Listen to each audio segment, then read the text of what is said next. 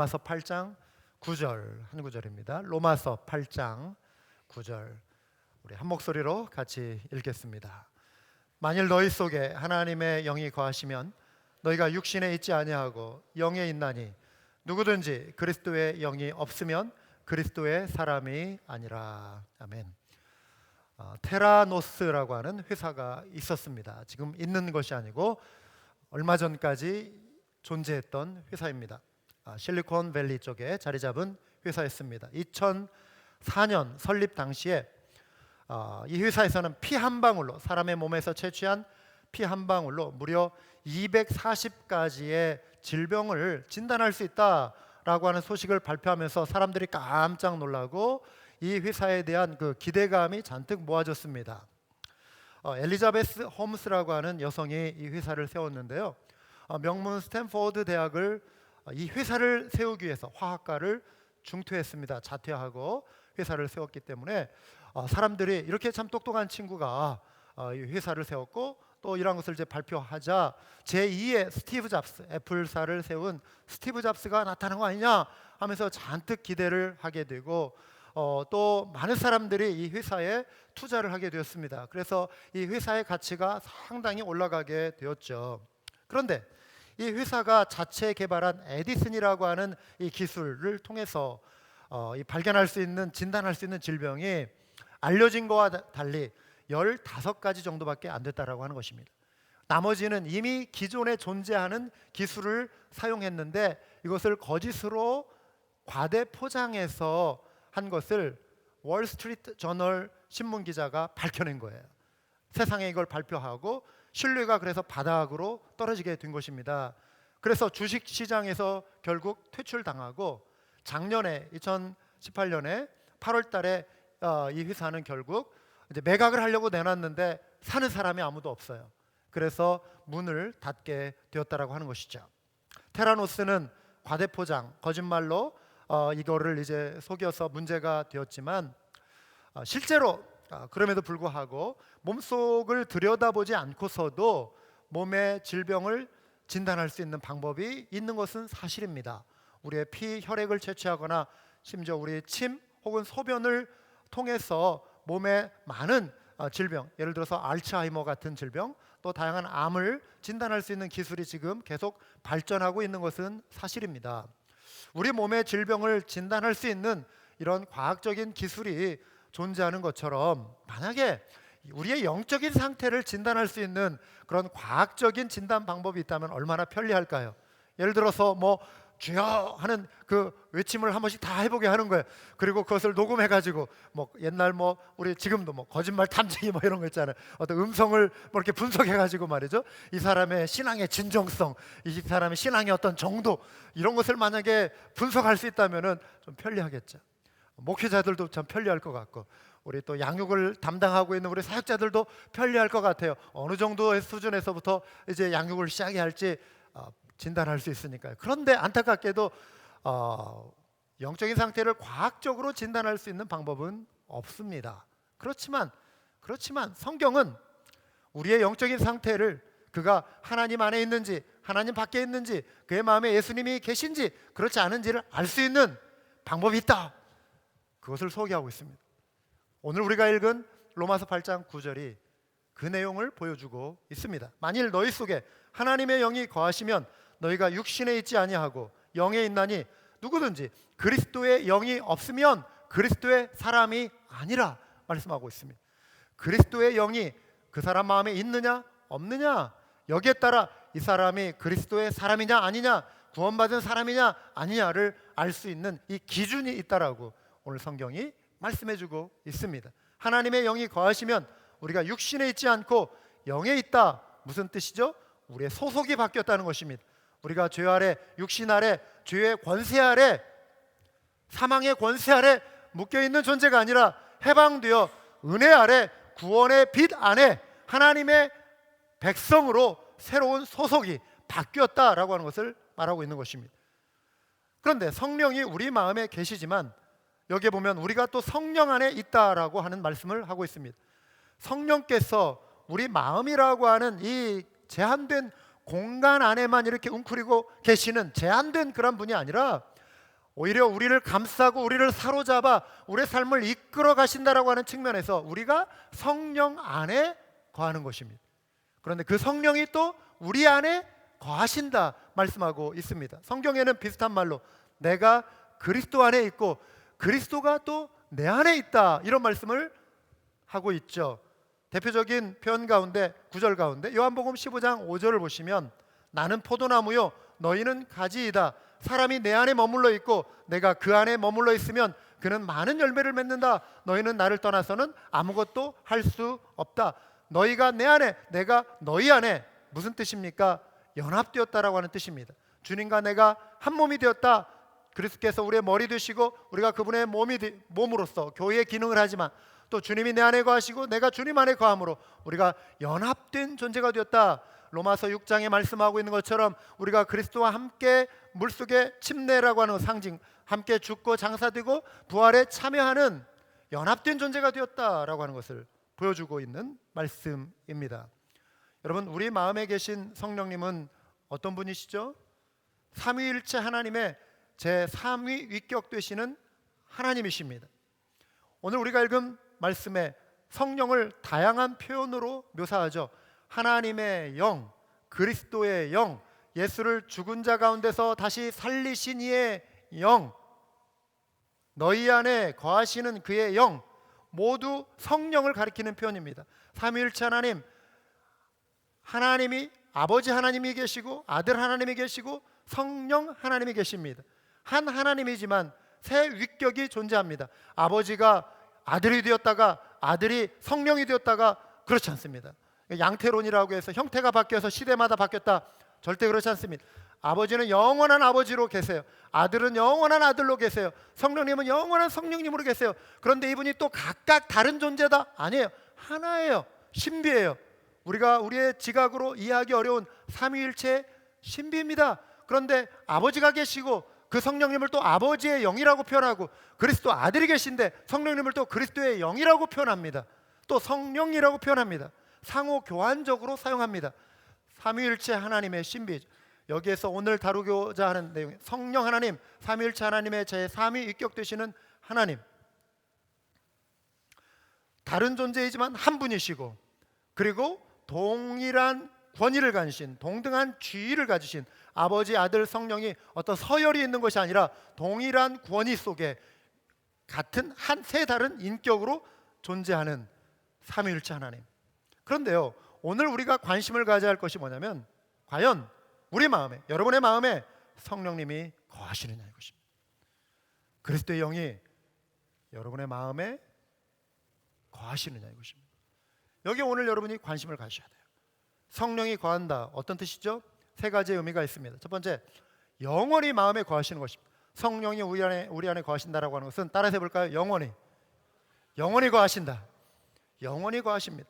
여러분, 손님이나 어떤 방문자는 어느 집에 이제 찾아가잖아요. 여러분 집에 찾아오면 이분들은 잠깐 있다 가십니다. 몇 시간 혹은 며칠, 뭐 길게는 한 달.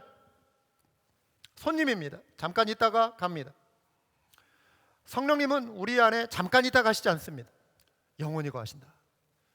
구약시대의 성령님은 하나님의 사람들, 하나님이 택한 사람들이 하나님이 특별한 사명을 주실 때 능력으로 임하셔서 그 일을 하게 하시고, 뭐 기드온이라든가 어떤 삼손이라든가 또 사울왕도 한때 하나님의 영에 붙들려서, 성령의 권능에 붙들려서 이들이 하나님의 능력을 행하고 하나님께 쓰임받는, 이들이 때로 범죄하고 하나님의 마음을 상심케 할 때 성령이 떠나셨습니다. 구약시대의 성령님은 왔다가 임하셨지만 떠나가실 수 있는, 그렇지만 예수님이 약속하신 그 성령이 오신 그 신약시대 그 성령님, 믿는 자들의 마음속에 오시면 영원히 내주하시는 분이십니다. 이 사실을 믿으시기 바랍니다. 우리 안에 영원히 거하시는 분. 오이케오라고 하는 이 단어, 성령이 거한다라고 할 때 사용된 헬라어의 의미는 자신의 집에 산다 이 말입니다. 성령님이 우리 속에 주인이 되셔서 우리의 몸은 성령의 전, God's temple, 우리 몸은 성령이 거하시는 하나의 처소예요. 템플, 몸, 그리고 우리의 주인인 성령이 자기 집에 거하신다. 우리의 주인 되셔서 우리 안에 영원히 거하신다 이것입니다. 여러분 가운데 방학을 맞아 한국을 다녀오신 분도 계시고 타도시로 여행을 다녀오신 분도 계시고 또 반대로 한국에 사시던 분이 집을 떠나 미국을 방문하신 분들도 계십니다. 여러분 살던 곳을 떠나면 왠지 낯설고 그렇지 않습니까? 아무리 뭐 편안해도 호텔에서 머물러도 하루 이틀이죠. 여전히 불편한 게 생기기 시작합니다. 평소 삶과 다른 환경 때문에 문화 충격도 받죠. 오랜만에 한국에 다녀오신 분들, 가족을 만나고 우리 여기 자매님 한국 잘 다녀오시고 우리 이가연 목사님 가족도 이제 한국 방문하고 왔는데 여기 여러분 방문하고 오시면 가족들 만나고 친구들 만난 기쁨도 물론 있죠. 그런데 왠지 내가 속한 곳이 아닌 것 같은 그런 느낌. 그렇죠. 어떠셨어요, 우리 자매님? 그렇죠. 왠지 마음이 이렇게 편하지는 않고 뭔가 부모님이 아무리 잘해줘도 언니 형제 누나들이 잘해줘도 그래서 속히 그냥 내가 사는 집 포토스로 가고 싶다 이런 마음이 생겼을 거예요. DFW에 내리는 순간 이 뜨거운 태양빛이 확 임해도 그래도 마음이 왠지 포근해지는 뭐 그런 느낌들 같지 않으십니까? 왠지 마음이 포근해져. 또 아니면 뭐 정반대로 한국에 가니까 그냥 그대로 한국에서 살고 싶은 분들도 혹시 뭐 계셨을지 모르겠어요. 우리가 잠시 방문한 곳과 영원히 거주하는 것, 오랫동안 거주하는 것 차이가 있습니다. 성령님은 제가 말씀드리려고 하는 포인트는 이것입니다. 우리 마음에 들쑥날쑥 하시는 분이 아니라 방문자처럼 나그네처럼 왔다 갔다 하시는 분이 아니시라 오시면 내주하시는 분이시다. 그래서 고린도전서 3장 16절에 보시면 여러분은 하나님의 성전이며 하나님의 성령이 여러분 안에 거하신다는 것을 알지 못합니까? 아시라는 거예요. 깨달으시라는 거예요. 믿으시라는 것입니다. 이 사실을 믿으시기 바랍니다. 성령이 거하시는 성전입니다. 그러니까 우리가 우리 몸도 건강관리 잘 하시고 잘 가꾸시고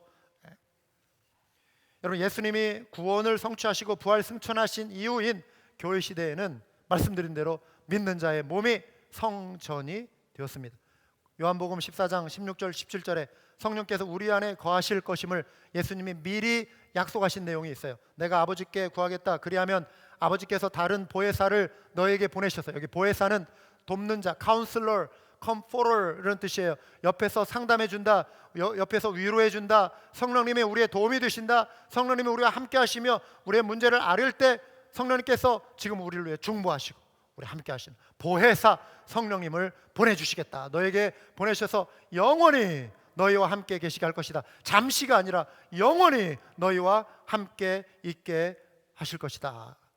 그는 진리의 영이시다. 세상은 그를 보지도 못하고 알지도 못하므로 그를 맞아들일 수가 없다. 그러나 너희는 그를 안다.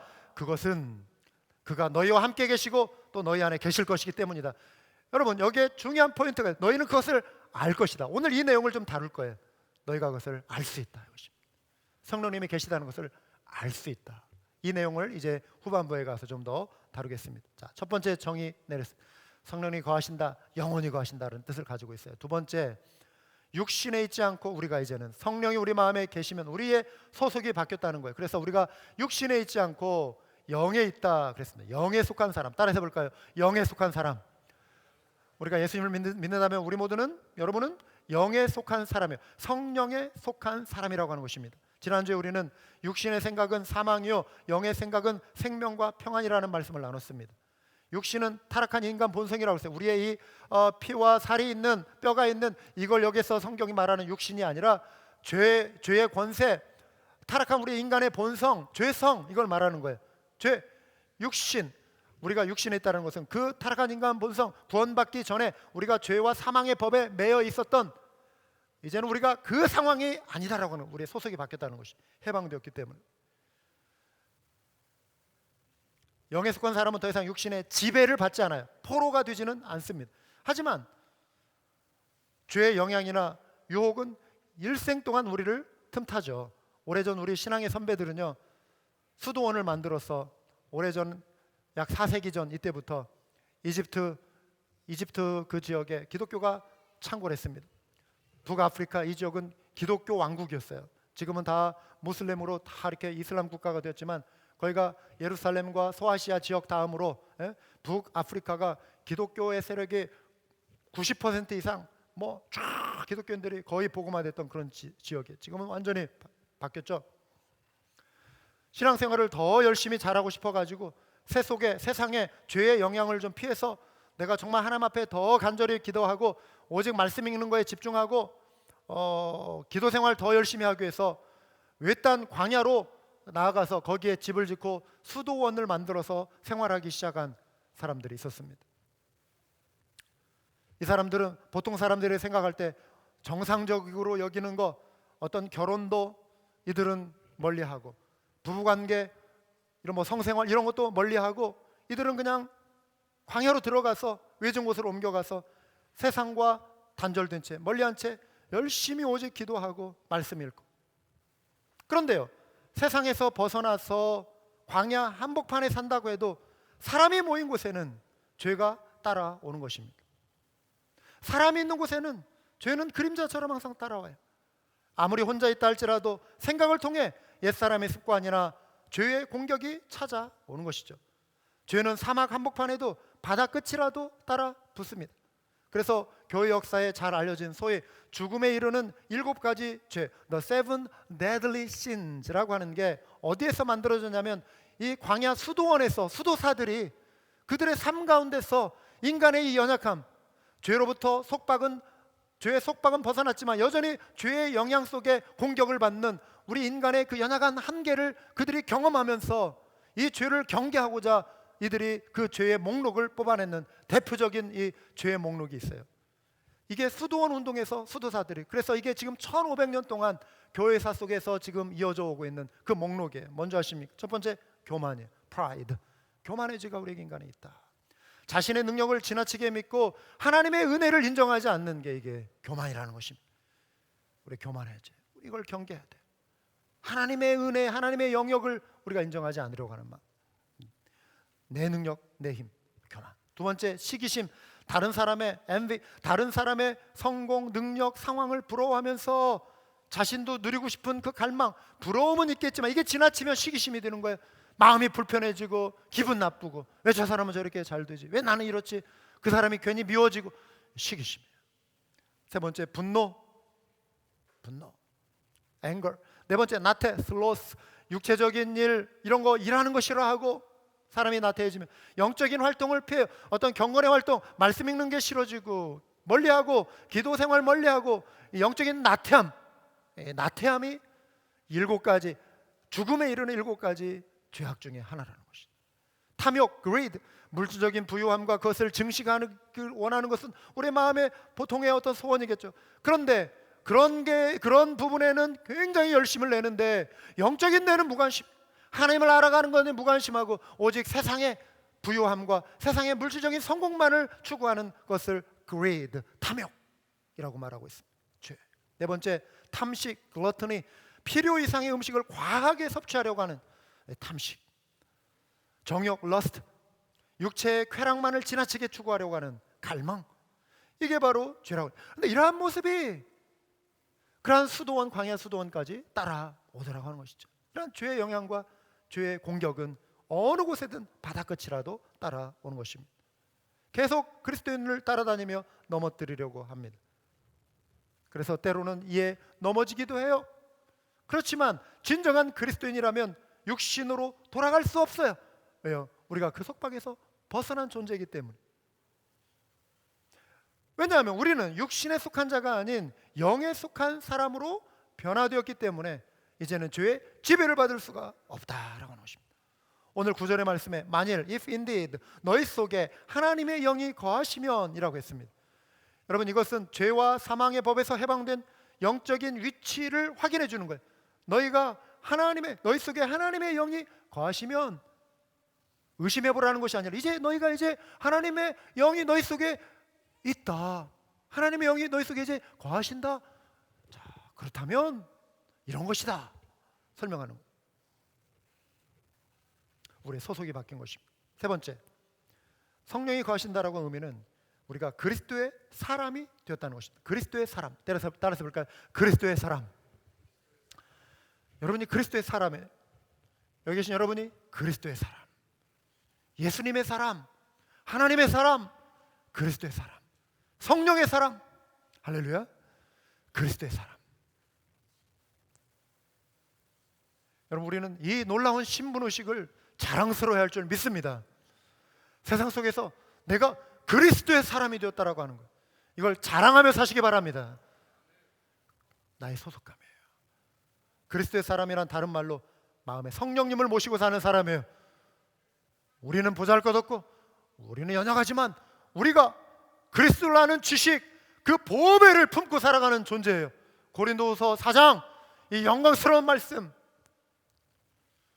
그리스도 보배를 품고 사는 존재. 그래서 우리는 존귀한 존재. 그것 때문에, 다른 게 아니라 그것 때문에 그리스도를 품고 사는 존재, 보배를 품고 사는 존재. 보배합이 된 거예요. 보배합. 성령을 모시고 사는 사람. 그런데요, 바울이 한번 확인해 보라는 것입니다. 그리스도의 영이 없으면 그리스도의 사람이 아니라, 그리스도의 사람은 그냥 되어지는 것이 아니고 중요한 조건이 있습니다. 여러분이 아무리 고상한 삶을 살고 있고, 어떤 분이 남이 흠모할 만한 인격을 가졌고 몸을 불사를 만큼의 희생정신을 가지고 다른 사람들을 돕고 봉사활동하고 사회를 위해서 일하고 자기를 돌보지 않고 살아가면, 저 사람 참 훌륭하다, 세상 사람들은 칭찬해 줄 거예요. 그렇게 훌륭한 사람들도 이 세상에 많이 있습니다. 그러나 그렇다 할지라도 그리스도의 영이 만일 그 안에 없다면 그는 여전히 육신에 속한 자예요. 그리고 멸망당할 수밖에 없는 운명에 처해진 인생입니다. 아무리 그가 이 땅 가운데서 훌륭한 삶을 사는 것처럼 보인다 할지라도 그리스도의 사람이 되는 조건은 그의 행위에 달려있는 것이 아니라 오직 은혜에 달려있는 거예요. 하나님의 은혜에 달려있는 것입니다. 우리의 공로로 하나님의 그 완벽한 의에 이를 수가 없어요. 1000일 중에 999일 우리가 완벽하게 살아도 하루 무너지면 그것으로 끝나는 거예요. 우리의 삶은 그것으로 끝나는 거예요. 999가지를 잘 지켜도 한 가지 못 지키면 그건 그것으로 범죄자가 되는 것입니다. 안 그렇습니까? 아무리 흉악한 범죄자가 10가지 범죄 저질러가지고 한 가지 살인, 그것도 끔찍한 살인을 범했다, 살인자라고 하는 그 하나가 그 사람을 죄인으로 낙인 찍어버리는 거예요. 다른 것은 착하게 살았어도 율법에 의해 우리의 행위로 완벽을 추구하는 것은 불가능합니다. 하나님의 은혜, 하나님의 은혜. 그래서 그리스도의 사람이란 성령이 우리 안에 거하심으로 그리스도께 속한 사람이 되는 것이죠. 성령의 내주하심을 경험하는 자, 죄의 속박, 우리 스스로 벗어날 수 없는데 생명의 성령의 법이 죄와 사망에서 우리를 해방시켜 주셨기 때문에 우리에게 자유가 임한 줄 믿으시기 바랍니다. 하나님이 하신 것입니다. 이런 질문이 그럼 생길 수 있겠죠. 그럼 어떻게 내가 성령 안에 거하는가? 성령이 우리 안에 거하시는가? 그럼 언제 성령이 내 안에 거하시지? 언제 내가 성령 안에 거하기 시작하는 것이지? 다른 말로 어떻게 그리스도의 사람, 그리스도인이 될 수 있는가? 답은 이것입니다. 따라서 해보실까요? 믿음입니다. 믿음으로 우리 안에 성령이 거하시는 거예요. 우리가 믿을 때 성령이 거하시는 거예요. 믿을 때 내가 성령 안에 거하는 것입니다. 요한복음 7장 38절 39절, 나를 믿는 사람은, 그렇죠, 성경이 말한 바와 같이 그의 배에서 생수가 강물처럼 흘러나올 것이다. 내 배에서 폭포수가 막 문자적으로 쏟아져 나온다는 것이 아니라 기쁨의 생수, 기쁨이 흘러넘친다. 성령이 주시는 기쁨이 내 배에서부터, 내 속에서부터 쏟아져 나온다. 성령이 거하면, 이것은 예수를 믿은 사람이 받게 될 성령을 가리켜서 하신 말씀이다. 그랬습니다. 믿으면 성령이 거하시고 그 성령이 내 속에 생수의 강이 흘러가게 하신다.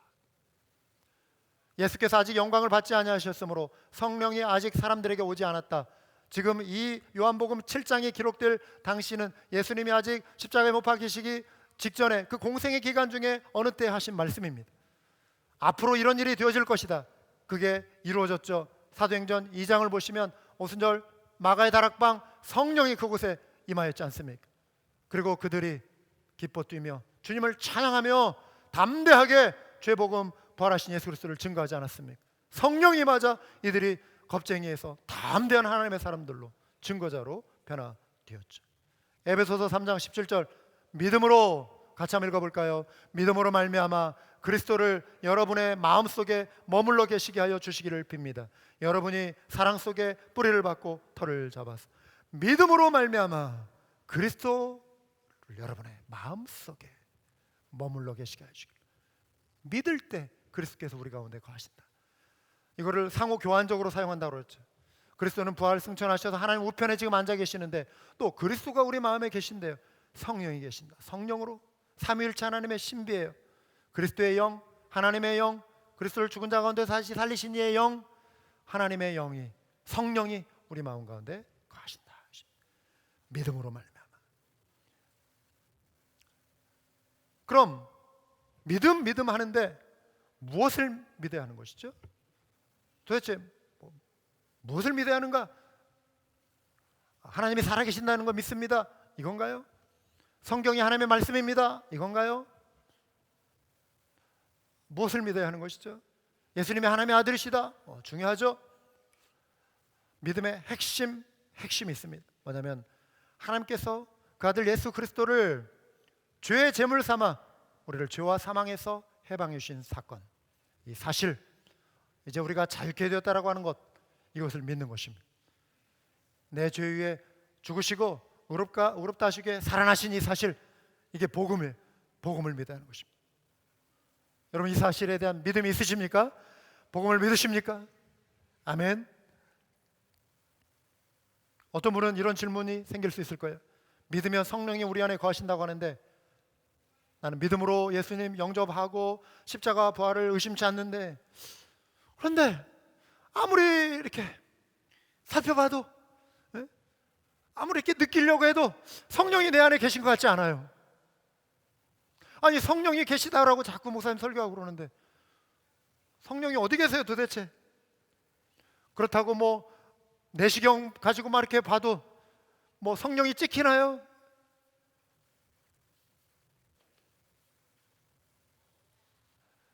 아폴로 11호가 쫙 이렇게 떴을 때 말이죠. 우주선 달 착륙하기 그 직전에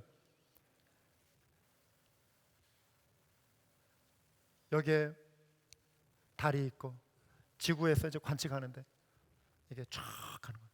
가가지고 팔자를 그리면서 이렇게 돌아서 오는데요. 미국의 그 우주선을 타고 쫙 이렇게 돌아가는데요. 45분인가 50분 동안 이게 달 뒤로 가는 거예요. 그래서 과연 이렇게 돌아서 오느냐, 이게 나사 항공우주국에서 처음에 관심인 거예요. 과연 성공할 수 있을까? 이 사람들이 몇십 명이 그 안에서 그 컨트롤 타워 안에서 막 바짝 긴장하면서 과연 성공할. 여기는 이제 모니터로 이게 다 관찰이 되는 거예요. 이게 쭉 진행되는 게 보이는데 돌아오는. 45분, 50분 바짝 긴장하는데 쭉 들어갔던 어둠 속으로 탁 들어갔던 이 우주선이 그 시간쯤 뜨니까 쫙 나타나는 거였죠. 그러니까 야 하면서 방. 근데 우주선에 타고 있던 그 우주인 세 사람 중에 한 분이 그걸 보면서 난생 어느 누구도 인류가 존재한 역사 아래 어느 누구도 지구를 우주 밖에서 우주에서 그 파랗고 아름다운 그 지구를 본 사람이 아무도 없는 거예요. 아무도 육안으로. 이 아폴로 11호인가? 아폴로 11호인가? 그 안에서 딱 보면서 거기에 태양빛 아래서 지구가 쭉 떠오르는 거 보는데요. 이분이 그걸 보면서 무엇을 말하는 줄 아세요? 태초에 하나님이 천지를 창조하시니라. 창세기 1장 1절부터 쭉 이렇게 읊어가는데 뭐 지구가 멋있습니다, 아름답습니다 이런 게 아니라 태초에 하나님이 천지를 창조하시니라. 쭉 읊어. 제가 그걸 보면 얼마나 제가 막 감동이 되는, 눈물이 막 얼마나 감동이 되는지. 여러분, 우주에 이렇게 보면 그 하나님이 뭐 이렇게 어떤 형상으로 보이나요? 그런데 그 우주선을 타고 가는 그 우주 조종사의 눈에, 믿음의 눈으로 영이 열리고 하나님이 보이는 거예요. 하나님 보이는 거예요. 그 자체가, 존재 자체가 하나님이 계시다라고 하는 증거예요. 존재하는 우주 자체가 하나님의 작품이에요. 스스로 존재할 수 없는, 우연히 존재할 수 없는 이 우주라고 하는 이 존재가 창조주의 손길, 솜씨를 드러내 주는 것입니다. 그런데 그 하나님이 내 안에, 또 성령님이 내 안에 계시대. 어떻게 할 수 있죠? 두 가지 증거를 오늘 나누기 원합니다. 첫째, 우리는요, 믿고 난 이후에 죄를 멀리하기 시작합니다. 성령이 거하시면 이제는 우리가 죄에 대해서 민감해지기 시작해요. 죄를 멀리하기 시작해요. 요한복음 16장 8절 9절, 그가 오시면, 보혜사 성령이 오시면 죄와 의와 심판에 대하여 세상의 잘못을 깨우치실 것이다. 성령이 죄에 대해서 깨우쳐 주신대요. 그 죄의 가장 핵심이 믿지 않는 죄다 그랬습니다. 여러분, 우리는 죄하면 그냥 행위죄 이런 것만을 말하는데, 가장 죄의 핵심은 뭐냐면 믿지 않는 죄, 하나님을 믿지 않는 죄, 가장 큰 죄입니다. 내가 하나님 노릇하는 거 가장 큰 죄입니다. 성령께서 그걸 깨닫게 해주신다는 거예요. 그리고 믿음 다음에 성경에 말씀하고 있는 것에 대한 목록들을 이제 내가 느끼면서 민감해지기 시작한다. 예수님을 믿을 때 어떤 분은 진지한 회개 기도를 먼저 하신 분이 있고, 그러면서 울면서 눈물 콧물 쏟으면서 하나님, 제가 죄인입니다, 용서해 주세요 하면서 성령이 임해서 구원받고 믿은 회심한 사람이 있고, 어떤 분은 믿는 순간은 큰 느낌은 없었어요. 믿는 순간 내 예수님 영접합니다. 그래도 그날 콧물 눈물이 나오진 않았어요. 그런데 신앙생활 점점 하면서 말씀을 듣다 보니까, 말씀 읽다 보니까 이게 하나님이 이런 삶을 원치 않으시는구나. 그래서 이제는 이거를 하나 이제 제껴놓고 좀 멀리하게 되고, 또 길을 걷는데, 운전을 하는데 어릴 적에 내가 생각 없이 모르고 그냥 지었던 죄, 그게 죄인지도 알지 못하고 했던 행동들이 딱 떠오르면서 내가 이제 말씀으로 깨닫고 나니까 이게 죄였구나. 저도 그런 거 많아요.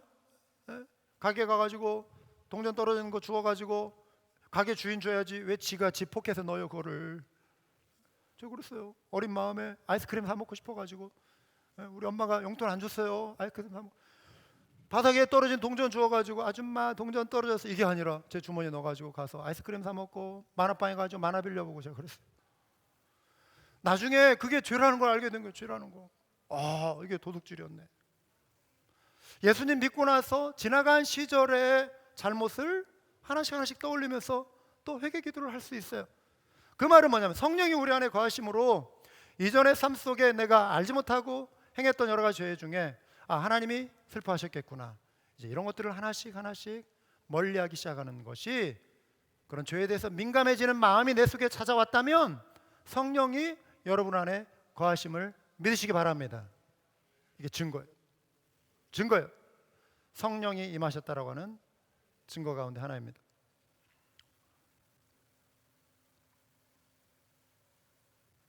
성령이 우리 마음에 계시기 때문에 우리는 죄를 지을 때 마음이 편할 수가 없습니다. 에베소서 4장 30절 같이 한번 읽어보겠습니다. 하나님의 성령을 슬프게 하지 마십시오. 여러분은 성령 안에서 구속의 날을 위하여 인치심을 받았습니다. 인친다라고 하는 거는요, 이 물건에 이거 딱 도장 찍는 거예요. 종이 딱 붙여서 이거 노터치, 건드리지 말라는. 예수님 무덤에 갇히셨을 때 빌라도의 그 명을 받아가지고 군사들이 로마 총독의 권위로 노터치, 이거 무덤 돌 아무도 옮기면 안 돼. 그 인을 치는 거예요. 인봉했다, 인봉. 그 밀랍 초 녹여가지고 딱 이렇게 붙이는 거예요. 굴리면은 떨어져요. 그러면은 처벌받아요. 그 권위를 가진 사람 외에는 이걸 움직일 수가 없는 거예요. 노터치. 성령이 인치셨다, 내 거다 이 말이에요. 하나님의 소유, 하나님의 자녀 되었다는 것입니다. 이제는 더 이상 사단이, 원수 마귀가 우리를 노략질할 수 없는 존재, 우리가 하나님에 속한 하나님의 백성 되었다는 것입니다. 인치셨다. 믿는 자가 죄를 지으면 성령께서 근심하세요. 인격을 가셨기 때문에. 그래서 이 전후 문맥을 보시면 분냄, 도둑질, 더러운 말, 모든 악독, 노함, 떠듬, 비방, 우리가 이러한 죄를 범할 때 우리의 마음이 편할 수가 없어요. 우리가 믿음 생활하다가도 이런 죄가 나올 수 있죠. 그러지 말아야 하는데 우리도 모르게 그냥 비방하는 말이 생길 수 있고, 우리도 모르게 그냥 막 마음에 입술로 범하는 죄가 생길 수 있고, 그런데 지나고 나면 성령께서 슬퍼하시고 내 마음에 하나님 용서해 주십시오, 죄송합니다, 자백하고 회개하고 기도하게 되잖아요. 마음이 편하지 않는 거죠. 그러면서 여러분들이 이제 다시 한번 마음을 새롭게 하면서 서로 이제 친절하게 하려고 하고, 불쌍히 여기려고 하고, 서로 용서하게 되고, 그러면 마음에 기쁨이 찾아오는 거예요. 성령께서 기쁨을 회복시켜 주시기 때문에. 뭔가 잘못했을 때 어린아이들 같은 경우는 뭐 선생님에게, 부모님에게 들키지만 않으면 된다, 그렇게 생각할 수는 없잖아요. 하나님이 다 지켜보고 계시잖아요. 우리 동네 여기 청소년들이 그동안 우리 EJ 버스, 그러니까 유리 이렇게 차를 오랫동안 세워놓으니까 이 녀석들이 그 안에 들어가가지고 그냥 담배도 피우고, 좀 자기들 나름대로 휴게소, 버스를 지들 휴게소인 줄 알고 그냥 문 열고 들어가가지고 안 열리니까 벽돌로 던져가지고 유리도 다 막 부서져 있고. 그랬으면 증거 인멸을 해야죠. 근데 그 벽돌도 그대로 있어요, 그 자리. 증거 인멸을 하지 않고 그대로 놔. 문 열고 들어가지고 그냥 의자 다 뜯어놓고 더럽혀놓고. 결국 우리 버스 이제 처분했잖아요. 뭐 거의 이제 몰 수 없는 상태까지, 낡은 상태이긴 했지만. 교회 미니밴, 우리 월드 릴리프에서 기증해준 미니밴, EJ 사역을 위해서 우리 한참 잘 탔잖아요.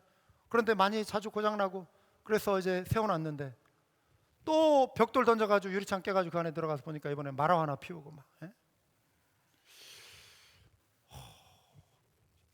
이 녀석들 어떻게 이거를 하지 말라고 말할까? 이게 살피고. 근데 보니까 농구대에 설치해놨는데 하루는 그냥 막 엎어져 있고, 그냥 또 벽돌을 이렇게 잘 사용하는지 모르겠어요. 벽돌. 이번에도 벽돌. 그냥 그 판을 막 다 껴놨어요. 그래서 이거 이렇게 농구대 지역사회 봉사를 위해서 좋은 마음으로 농구대에 설치해놓고 같이 쓰게 해줬더니 아이들이 이렇게 와서 이렇게 나쁜 짓을 하네. 그래가지고 토요일날 새벽기도 끝나고 우리 좀 다 치웁시다 해가지고 사역자들이 저 안쪽에다 다 치워놨어. 이거 안 되겠다. 보니까 일주일인가 2주일 지나고 또 나와 있어요. 이게 꺼내가지고 또 막 하고 있는 거예요.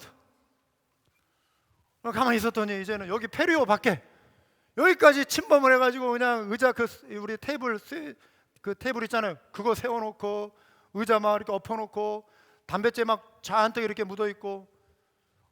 이제 놔뒀다가는 이제 또 벽돌 던져가지고 교회 예배당으로 들어오겠다 싶은 거예요. 그래서 CCTV를 설치했잖아요. 언젠가 말씀드렸잖아요. 딱 설치해놓고, 그 다음에 이제 가짜 TV도 하나 해놓고, 진짜도 하나 해놓고, 경고문도 하나 붙여놓고. 제가 뭐 이거를 뭐 매일 못 보죠. 24시간 이걸 못 보죠. 어쩌다 한번 이 녀석들 누군지 한번 좀 살펴보자. 근데 이제 한 번씩 이렇게 살펴봐도 이걸 딱 이제 켜면 이게 프로그램이 돼 있으니까 제 스마트폰을 열어서 이렇게 보면은 거기에 그 장면이, 밖에 장면이 그 부분이 딱 나오거든요. 안 찍혀요. 그런데 어느 날 제가 우연히 그냥 심심해서 탁 켰는데 두 친구가 딱 거기 앉아 있는. 그래서 뭐 휴대폰 스마트폰 보면서 그냥 뭐가 재밌는 걸 보는지 막 낄낄대면서 웃으면서 막 이러고 있는 거예요. 녀석들 잘 걸렸다. 그래가지고 거기에서 이제 버튼 탁 누르면 사진으로 딱 찍혀요. 그래가지고 몇 번 탁탁탁탁탁 찍어놓고 고민을 하기 시작해요. 경찰을 불러서 가서 그냥 한번 겁을 줄까, 아니면 제가 그냥 직접 갈까. 그러다가 처음부터 이렇게 너무 강하게 하지 말자. 제가 그래서 가기로 했어요. 10분 동안 너희들 그냥 계속 좀 있어줘라. 그런 마음으로 와가지고 이렇게 왔더니 딱 앉아 있는 거예요. 와도 뭐 별로 당황하지 않고 둘이 그냥 이렇게 천연덕스럽게 앉아 있는 거예요. 그래서 야, 너희들 여기서 이 버스 유리 깨고 니들 농구다 이렇게 하는 거 다 알아. 우리 안 했다고. We didn't do that. 그러는 거예요. 너네 그리고 왜 여기 교회 시설 와서 이렇게 담배 피우고 그래? 우리 담배 안 폈다고.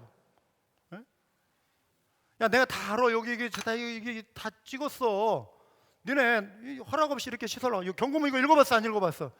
그랬더니 안 읽어봤다는 거예요. 지들 눈앞에 딱 붙여놨는데 그냥 모르세. 뭐 우리 청문회 하듯이 모르는데요. 기억이 안 나는데. 야, 여기 있잖아. 경찰 부를 수 있어. 경찰이라는 말 나오자마자 녀석들이 벌떡 일어나더니 막 도망치기 시작하는 거예요. 희죽희죽 막 웃으면서. 내가 얘들에게 해주고 싶은 말이 있었거든요. 좀 따끔하게 경고를 해주려고 하거나 아니면 좀 이렇게 잘 해보려고 그랬는데 대화로 좀 풀어가려고 해주고 싶은 말도 없었는데 막 도망가길래 차 몰고 쫓아갔어요. 이제 그것으로 끝났겠냐고 이들은 그러고 가는데 지들 앞에 제가 탁 나타나니까 깜짝 놀라가지고 막 도망가는.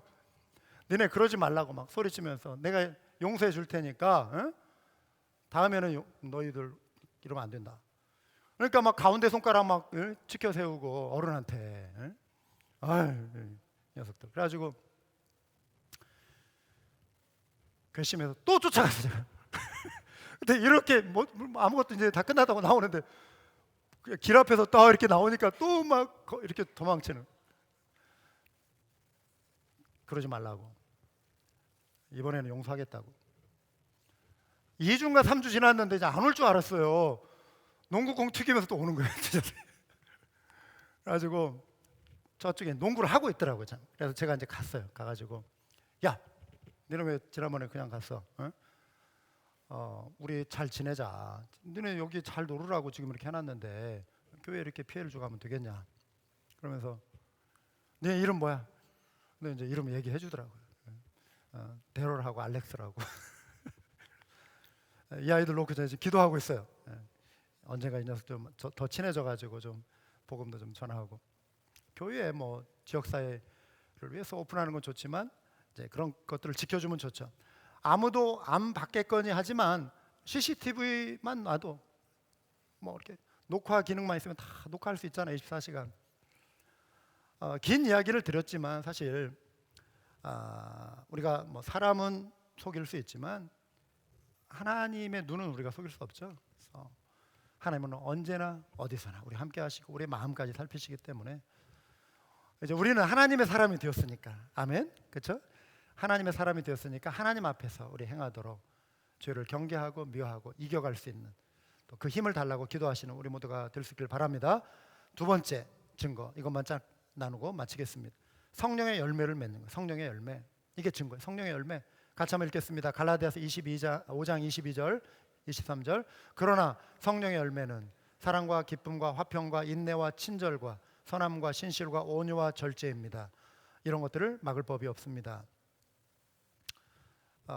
거듭난 그리스도인 말씀과 기도로 이제 매달리면서 성령이 우리 안에 계시기 때문에 우리가 하나님 뜻 가운데 머물려고 하면은 성령의 열매들이 우리 마음속에 맺혀요. 이게 증거예요. 이전에 없던 기쁨이 생기고 이전에 없던 사랑할 수 없는 사랑할 수 있는 마음 주시고 기쁨을 주시고 또 이웃과의 관계를 이제 우리가 소통을 이루어가고 또 화목을 이루어가고 하나님과의 관계가 풀려가고 그래서 마음에 평안이 찾아오고 조급했던 마음도 오래 참는 마음 그렇죠? 막 급했던 마음도 오래 참음 성령의 마음 성령의 열매죠. 또 친절함 그리스도의 사람의 좋은 특징은 친절함이에요. 친절함 우리는 사람들이 친절해야 돼. 할렐루야. 우리 텍사스 사람들 친절하잖아요. 우리 기독교적인 분위기 때문에 그래요. 친절해요. 착함, 신실함, 온유함, 절제하는 마음 이런 마음이 생기기 시작. 성령의 열매 성령이 내 안에 계시기 때문에 여러분 우리가 주님 안에서 이렇게 만남을 이뤄가고 그런데 주님 안에 있기 때문에 우리의 결혼도 유지가 되는 거예요. 주님이 우리 가운데 함께 하시기 때문에 우리가 오래 참는 마음 서로 이해하는 마음을 갖는 거예요. 우리가 주님 밖에서 주님을 다 무시한 채 살아가면은 우리의 결혼 생활도 굉장히 힘들어질 수밖에 없어요. 근데 주님이 우리 가정의 중심이 되실 때 그 결혼 생활도 정말 고비들 위기들도 이겨갈 수가 있는 거예요. 같은 신앙을 갖는 것이 그래서 굉장히 중요해요. 같은 신앙. 성령이 우리 안에 계신 것 중에 중요한 증거가 있는데, 여러분 우리 영경자매 아이를 이렇게 이제 임신하는 기간 때 제일 아마 신기했던 순간은 어떤 때였어요? 기억나요? 제일 임신한 이후에 제일 먼저 느껴졌던 태동. 모든 엄마들이 그 순간을 기억하실 거예요. 임신한 것은 초음파를 통해서 이제 다 아는데 어느 순간 뱃속에서 툭툭툭 애가 움직이죠. 뭐 경험해 보신 분들, 저는 잘 모르지만 그 환희의 감격 있으실 거예요. 그 환희의 감격. 어떤 내 안에 새 생명이 자라고 있을 때 증거가 있어요. 근데 성령이 우리 안에 거하신다, 증거가 있어요. 평안함이 있어요. 평안함. 왜냐하면 하나님이 나의 죄를 용서하셨기 때문에 내가 죄책에서 자유하게 되는 거예요. 무거운 죄, 여러분 과거에 여러분이 어떠한 삶을 살아오셨든지, 어떠한 행복을 누리셨, 어떤 절망을 누리셨든지 간에 이전 것은 지나갔으니 보라 새 것이 되었다. 이 사실을 믿으시기 바랍니다. 모든 짐을 다 이제 주님이 다 잊게 하시고 주님을 내놓으시고 주님 앞에 다 맡길 때 나의 모든 죄 용서하시고 새롭게 하셨기 때문에 과거에 매여 있는 인생이 되어서는 안 되는 거예요. 평안함이 있고 하나님의 자녀가 되었고, 또 인생의 문제, 해결되지 않는 문제, 앞으로 얼마나 기도 제목 많아요. 근심이 있으시잖아요. 어떤 근심케 하는 어떤 요소들이 있으시잖아요. 짐, 무거운 짐, 전능하신 하나님 앞에 맡기시기 바래요. 할렐루야. 전능하신 하나님 앞에 그 문제를 내려놓으시고, 오늘도 오셨으면 확실하게 좀 내려놓으시고 가시기 바래요. 주님 앞에 자유하시고 주님 앞에 맡기고 주님 도와주십시오 외치시고 믿음으로 맡기시고 가시길 바래요. 아멘. 그래서 평안함으로, 그냥 왔다 그냥 가시면 여러분 얼마 이거 손해예요. 여러분 시간적으로도 그렇고 주님 앞에 문제 맡겨놓고 좀 기쁨 얻고 자유 얻고 가셔야 하지 않겠습니까? 할렐루야. 평안함이에요. 주님이 주시는 평안함. 하나님의 때에 하나님이 반드시 이루어 주실 것이다. 믿으시길 바랍니다. 하나님을 믿으세요. 하나님 믿으세요. 평안함을 주시고 염려 걱정 근심 하나님을 의지하시기 바랍니다.